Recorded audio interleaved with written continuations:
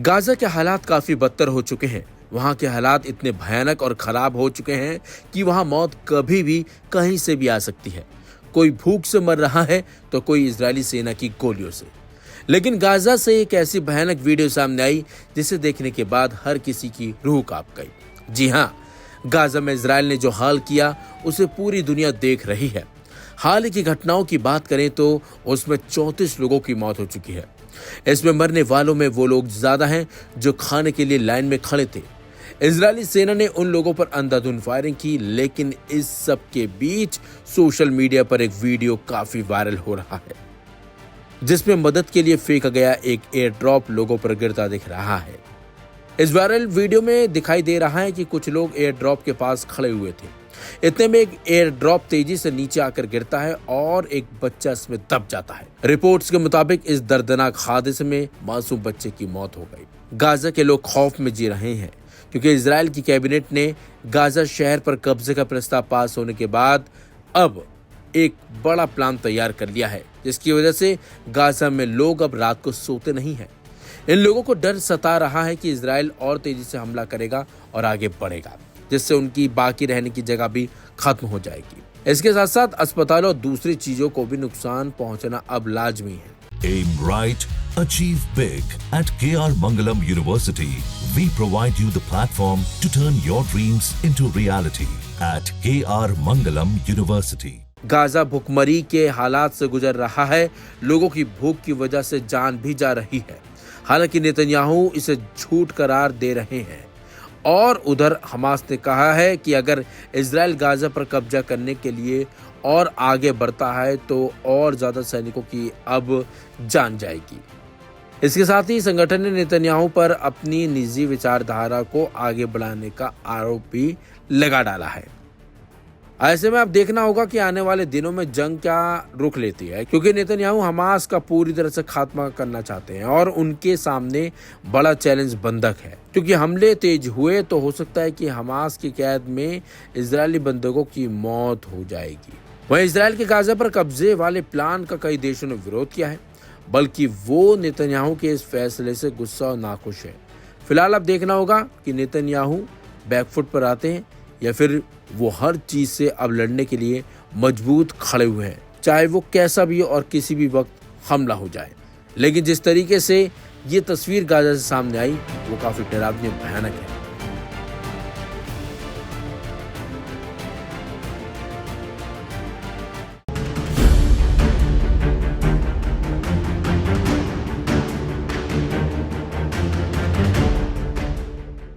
Israel ने Gaza पर कब्जा करने का पूरा प्लान तैयार कर लिया। बाकायदा इसे लेकर इजरायली सेना ने अपना काम भी शुरू कर दिया है।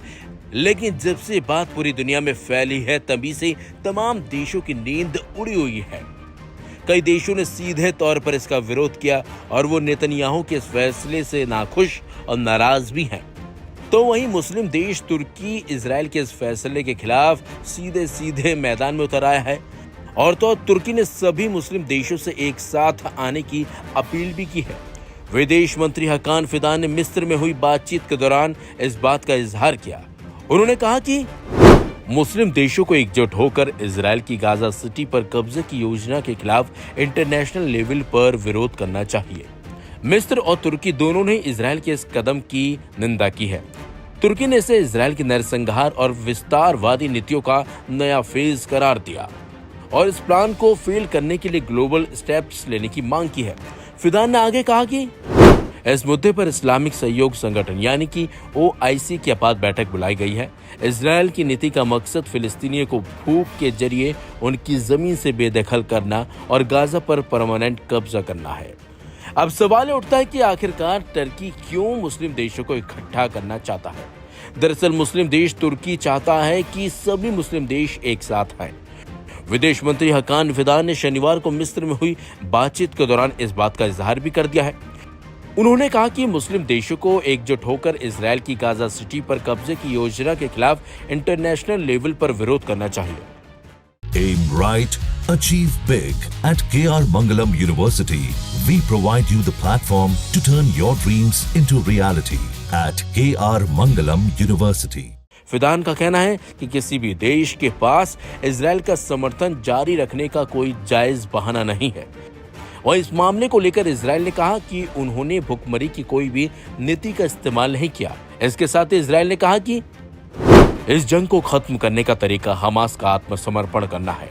वहीं मिस्र के विदेश मंत्री अब्देल आती ने कहा कि आज जो हो रहा है वो बहुत खतरनाक है, न केवल फिलिस्तीनी जनता या पड़ोसी देशों के लिए। उन्होंने इजराइल की योजनाओं को कबूल न करने वाला बताया। उन्होंने ओआईसी मंत्री स्तरीय समिति के जरिए शनिवार को जारी बयान का जिक्र किया, जिसमें इजराइल की योजना की निंदा की है। ओआईसी समिति ने इजराइल की योजना को बेहद खतरनाक और नाकाबिले कबूल इजाफा, इंटरनेशनल कानूनों के खिलाफ वर्जी और अवैध कब्जे को परमानेंट बनाने की कोशिश करार देते हुए वार्निंग दी है कि अमन की किसी भी संभावना को खत्म कर देगा। मिस्र, कतर और अमेरिका के मध्यस्थ दल कई महीनों से इजराइल और हमास के बीच युद्ध कराने की कोशिश कर रहे हैं, लेकिन अब जिस तरीके से तुर्की ने मुस्लिम देशों को एकजुट होने को कहा है, उससे कहीं ना कहीं इजराइल की परेशानी और वो प्लानिंग भी फेल होने के आसार बढ़ सकते हैं। 12 दिनों तक ईरान और इजराइल के बीच हुए भीषण युद्ध को रुके हुए 2 महीने का वक्त होने जा रहा है, लेकिन तनाव अभी भी बरकरार है। हमले तो रुक गए, लेकिन इन हमलों का खौफ अब तक बना हुआ है। इजराइल लगातार अपनी खुफिया एजेंसी मोसाद की मदद से ईरान में अपनी कार्रवाई जारी रखे हुए है। वहीं ईरान भी मोसाद के एजेंटों को पकड़ने के लिए पूरा जोर लगाए हुए है। ईरान की सुरक्षा एजेंसियां इजराइल के हमले के बाद से ही मोसाद के एजेंटों को पकड़ने के लिए अभियान चलाए हुए है। ईरानी एजेंसियों ने जून के बाद से ही दर्जनों एजेंटों को पकड़ा है, साथ ही कुछ को मौत की सजा भी दे दी गई है। ईरान की न्यायपालिका की ओर से सामने आई खबर के मुताबिक हाल के महीनों में मोसाद जासूसी एजेंसी के 20 संदिग्धों को गिरफ्तार किया गया है। साथ ही चेतावनी दी गई है कि उनके साथ कोई नरमी नहीं बरती जाएगी और उन्हें एक उदाहरण बनाया जाएगा। ईरान ने अपने एक प्रमुख परमाणु वैज्ञानिक रुजवे वादी को मुल्क से गद्दारी के आरोप में फांसी से लटका दिया है। ईरान की सर्वोच्च न्यायपालिका के आदेश पर बुधवार 6 अगस्त को उसे फांसी पर लटका दिया गया। रुजवेवादी पर आरोप था कि उन्होंने इजराइल की खुफिया एजेंसी मोसाद को गोपनीय और सेंसिटिव जानकारी लीक की। नतीजतन जून 2025 को इजराइल के साथ हुए युद्ध के दौरान एक अन्य ईरानी परमाणु वैज्ञानिक की हत्या हो गई। ये घटना ईरान और इजराइल के बीच बढ़ते तनाव और ईरान की कथित जासूसी विरोधी कार्रवाइयों का हिस्सा है। ऐसा नहीं है कि सभी संदिग्धों को सजा दी जा रही है। आरोप गलत साबित होने पर ईरानी अदालत उन्हें रिहा भी कर रही है। Aim right, achieve big. At KR Mangalam University, we provide you the platform to turn your dreams into reality. At KR Mangalam University. न्यायपालिका के प्रवक्ता असगर जहांगीरी ने तेहरान में मीडिया को बताया कि गिरफ्तार किए गए 20 संदिग्धों में से कुछ के खिलाफ आरोप हटा दिए गए हैं और उन्हें रिहा कर दिया गया है। जहांगीर के मुताबिक जांच पूरी होने के बाद पूरी जानकारी सार्वजनिक की जाएगी। इस साल इजराइल के लिए जासूसी करने के दोषी ईरानियों के मृत्युदंड दिए जाने की संख्या में जबरदस्त वृद्धि हुई है और हाल के महीनों में कम से कम 8 लोगों को मौत की सजा दी गई है। बता दें, हाल के दिनों में इजराइल ने ईरान के करीब 30 वैज्ञानिकों की हत्या कर दी थी। ये हमले इजराइल के एजेंटों की ओर से दी गई खुफिया जानकारी के आधार पर हुए थे। साथ ही कई हमले ईरान के अंदर इन्हीं एजेंटों ने किए थे।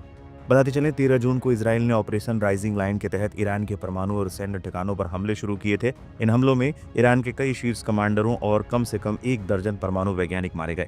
ईरान ने जवाबी कार्रवाई में इजराइल पर सैकड़ों बैलिस्टिक मिसाइलों और ड्रोन हमले किए, जिससे दोनों देशों को भारी नुकसान हुआ। युद्ध का अंत 24 जून 2025 को अमेरिकी राष्ट्रपति डोनाल्ड ट्रंप की मध्यस्थता के बाद हुआ। युद्ध के बाद ईरान ने इजराइल के लिए जासूसी करने के संदेह में कई लोगों को गिरफ्तार किया और त्वरित सुनवाई की प्रक्रिया शुरू की।